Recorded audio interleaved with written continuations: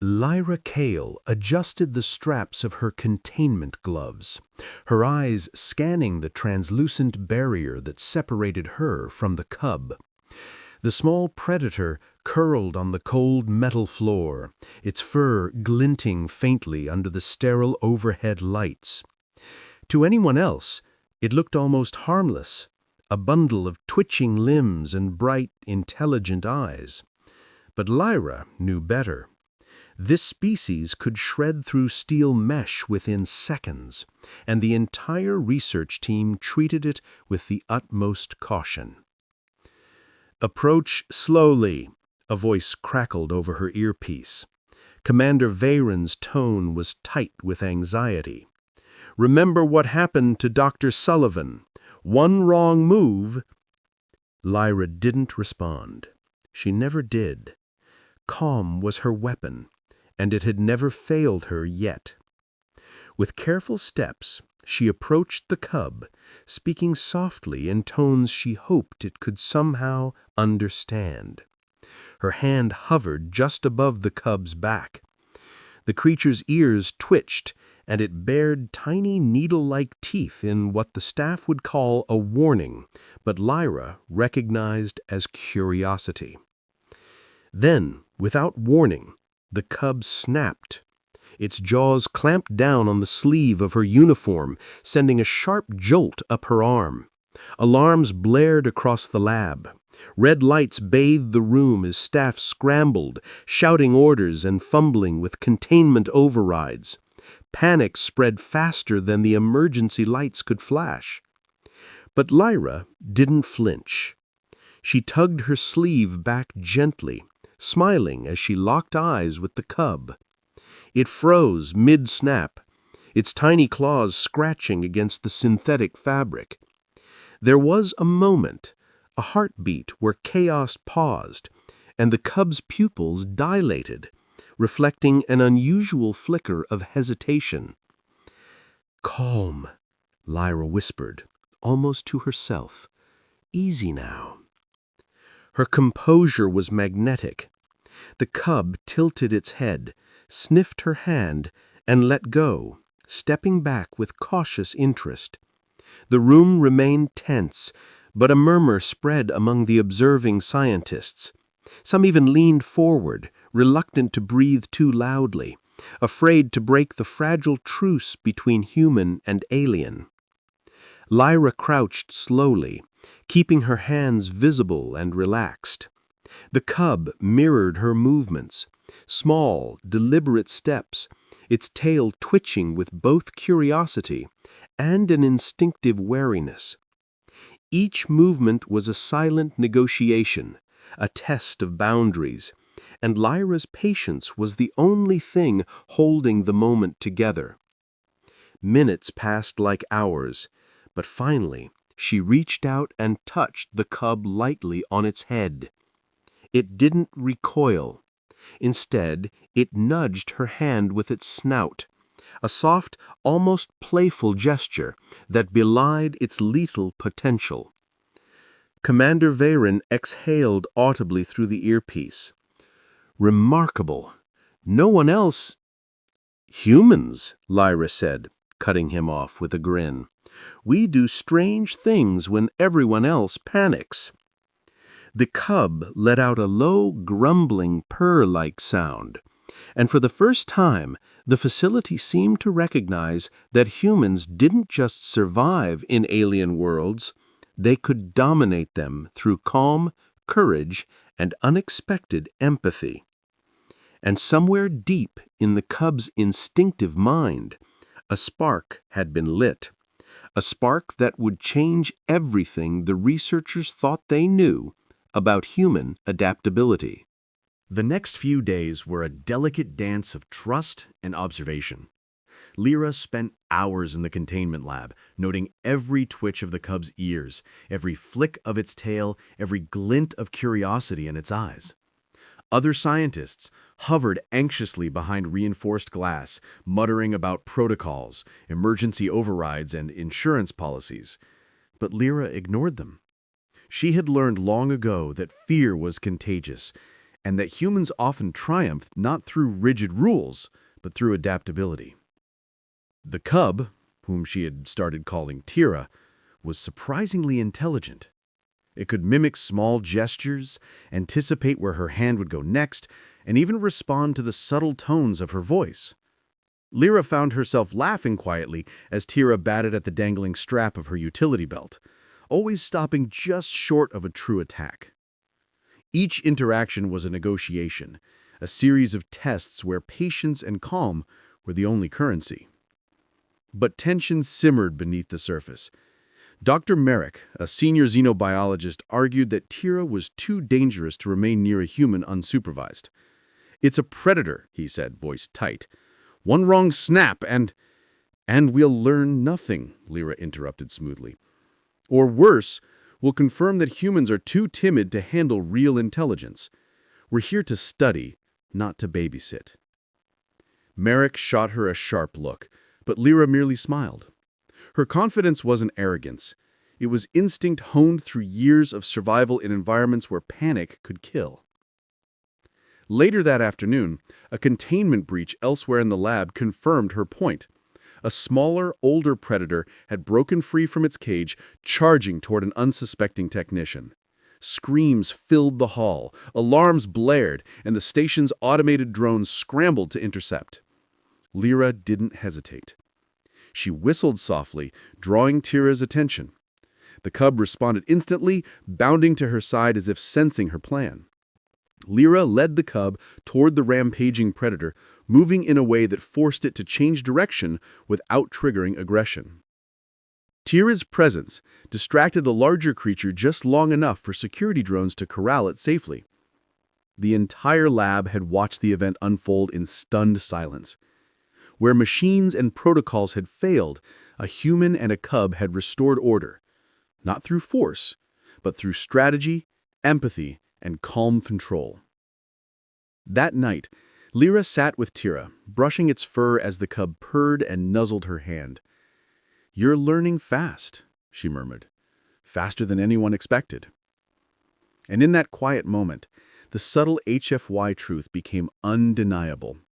Humans were not merely survivors. They were observers, adapters, and problem solvers. Where aliens relied on strict patterns and predictable responses, humans thrived in chaos, turning it to their advantage with patience and intuition. Lyra looked at Tira, a spark of excitement in her eyes. The cub was no longer just a subject, it was a partner. And in a world full of unpredictable predators and high-stakes danger, that partnership might just tip the scales in humanity's favor. The power failure hit without warning. The lights flickered once, twice, then went out entirely, plunging the station into oppressive darkness.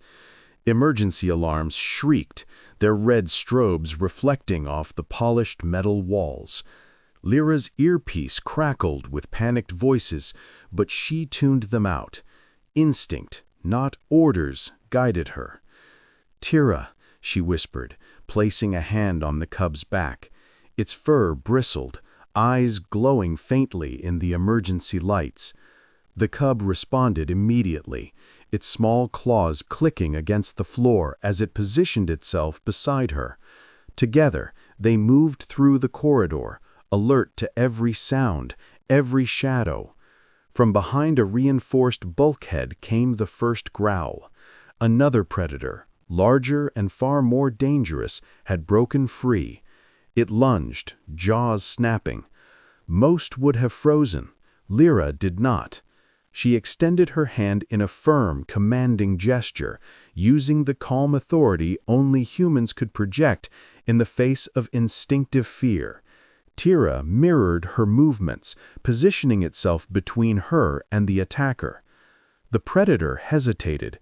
Its instincts were honed for aggression, yet it recoiled steadily, confused by the human's unflinching confidence and the cub's surprising coordination. Lyra seized the moment, tossing a small containment net she had grabbed earlier. The predator struggled briefly before the reinforced mesh held it, giving the pair precious seconds to move on. Corridors that had once been orderly were now a chaotic maze of snarling creatures, overturned equipment, and sparks arcing from broken conduits. Alien scientists scrambled blindly, many panicked, others trapped. Lyra moved methodically, her mind racing. Where the aliens saw insurmountable danger, she saw opportunities to use both her wits and Tira's instincts. In one section, she found a group of trapped technicians cornered by a pack of smaller predators. Calmly, she crouched low, tapping her arm against the floor to signal Tira. The cub bounded forward, weaving between the predators, distracting them with sudden, unpredictable movements. Lyra followed, leading the humans to safety through a narrow service hatch that automated drones could not navigate. Every step was a negotiation of life and death. Every choice tested her intuition, patience, and courage. By the time she reached the central control hub, Tira had become more than a companion. It was a true partner. Together, they stabilized sections of the facility, guided the panicked staff, and even helped direct drones where they could be effective. When the lights finally flickered back on, the lab was in disarray, but not destroyed. The humans had endured where alien protocols had faltered.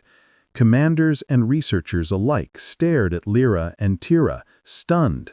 The cub, once a tiny hazard, now looked like a hero in its own right, its loyalty to Lyra unmistakable. In the aftermath, whispers spread. Humans didn't just survive in alien-controlled environments, they adapted, commanded, and thrived. They didn't rely solely on technology, brute force, or instinct. They relied on ingenuity, courage, and the ability to bond with even the deadliest of creatures. Lyra knelt beside Tira, gently brushing its fur as it nuzzled against her hand. She allowed herself a quiet smile. "See, you and I, we can handle anything." The station, the scientists, the cubs, the predators, they had all just witnessed it. Humans were different, and that difference could tip the scales in ways no alien technology, no protocol could ever anticipate. The facility was quiet now, but the tension still lingered like smoke in the air. Smoke from sparks, overturned consoles, and the faint chemical tang of panic. Lyra Cannell stood at the center of the main lab, Tira at her side, the cub's eyes reflecting both alertness and an unmistakable bond of loyalty. Where chaos had reigned hours before, order now returned, not through fear or technology or alien protocols, but through human instinct, courage, and calm leadership. Commanders and senior scientists approached cautiously, still processing the events. "Remarkable," one admitted, voice tinged with awe. "I've never seen anything like it. Not even the AI units could respond with such intuition," Lyra finished for them, glancing at Tira. "Humans rely on intuition, on adaptability, on reading the world around them and acting before fear or doubt can take hold." Tira let out a low, protective growl at the edges of the room, reminding everyone who truly commanded the immediate trust of even the most dangerous species in the lab. The cub had gone from a mere experiment to an ally, a symbol of human leadership that no alien system could replicate. Throughout the station, whispers of Lyra's actions spread. Humans had not only survived, they had inspired cooperation, commanded respect, and even earned the loyalty of creatures whose instincts were designed to dominate. Security protocols would be rewritten. Observation reports would highlight a single truth. In unpredictable circumstances, humans thrived. Lyra moved through the corridors, checking on staff, calming frightened researchers, and ensuring all predators were returned to containment. Tira mirrored her, scanning every corner, signaling with subtle movements when danger or opportunity arose. Together, they were a team unlike any the aliens had anticipated. At the observation deck, the station commander finally spoke. "Cannell, you've done more than save lives. You've demonstrated something fundamental about humanity. Your species doesn't just endure alien worlds, it reshapes them." Lyra smiled, brushing a strand of hair behind her ear. "We adapt, we learn, we lead. That's all humans have ever done, and will continue to do, no matter where we are." The cub nudged her hand again, a silent affirmation of the bond they shared. Lyra knelt, meeting its eyes. "We'll do even better tomorrow," she whispered. Tira's tail flicked in agreement, a spark of mischief in its gaze, but also unwavering loyalty. In the days that followed, humans were granted greater responsibilities throughout the station. They were no longer merely assistants, observers, or occasional problem solvers. They were leaders in a world where adaptability mattered more than rigid alien design. Lyra and Tira became a living example of HFY in action. Humans enduring, humans inspiring, humans redefining what it meant to navigate a universe teeming with unknown dangers. And as the sun of the gas giant peeked through the station's observation windows, casting golden light across the metallic floors, Lyra walked beside Tira through the lab, both ready for whatever came next. The cub was still a predator, still capable of deadly force, but under human guidance, its instincts were honed into something extraordinary. Humans had faced chaos and emerged not just unbroken, but elevated. And the galaxy, wide and untamed, had just begun to recognize the subtle, unyielding truth: humans endure, inspire, and lead even among the stars.